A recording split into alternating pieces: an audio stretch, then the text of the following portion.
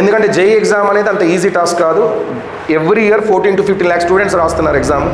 నేను అది సాధించాలి ఇది సాధించాలని మీకు ఉంటుంది, పేరెంట్స్ కూడా ఉంటుంది. బట్ ఆఫ్టర్ 1 month మీరు ఈ కన్సిస్టెన్సీలో లేకపోతే డీవియేట్ అయిపోతారు వెంటనే. ఈవినింగ్ కొద్దిగా టైం స్పెండ్ చేయడం, ఒక 1 hour 1.5 hour, దాని తర్వాత మళ్ళీ బుక్స్ పట్టుకోవడం. ఈ కన్సిస్టెన్సీ అనేది ఇప్పుడు ఉంటుంది, మీకు సీరియస్నెస్ ఉంటుంది బాగా.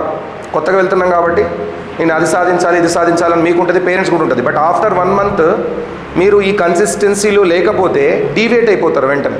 ఫ్రెండ్స్ వస్తారు, కొత్తగా ఫ్రెండ్స్ తయారవుతారు అక్కడ. వాళ్ళ అలవాట్లు మనకు అలవాటు కావచ్చు, ఎందుకంటే ఈజీ కదా అలవాట్లు అనేవి. వాడికి బుక్స్ చదవకుండా వదిలేయడం అలవాటు అనుకోండి, అది ఈజీగా అలవాటు అవుతుంది. వాడు బాగా చదివేటోడు ఉంటే వాడు మన అలవాటు చేయడం కష్టం అది.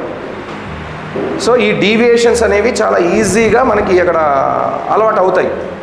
సో ఆ డీవియేషన్లో పడకుండా ఉండాలి మీరు. ఎందుకంటే జేఈ ఎగ్జామ్ అనేది అంత ఈజీ టాస్క్ కాదు. Every year 14 to 15 lakh students రాస్తున్నారు ఎగ్జామ్. ఆ ఎగ్జామ్లో దాదాపుగా 2 to 3 lakhs డ్రాపర్సే ఉంటారు. 2 నుంచి 3 లక్షల డ్రాపర్స్ ఉంటారు, డ్రాప్ తీసుకునే వాళ్ళు ఉంటారు జేఈకి. అంటే ఇటు ఆల్రెడీ 12th చదువుతున్న పిల్లల్ని 2 to 3 lakhs droppers, last year already చదివి సరి అయిన పర్సంటేజ్ రాక మళ్ళీ తీసుకున్న వాళ్ళు.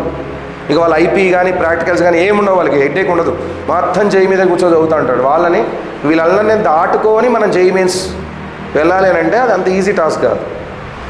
ఎంతో డెడికేషన్తో వర్క్ చేస్తే తప్ప అది సాధ్యమయ్యే విషయం కాదు. కాబట్టి స్టార్టింగ్ నుంచే మీరు చాలా సీరియస్గా ఉండండి.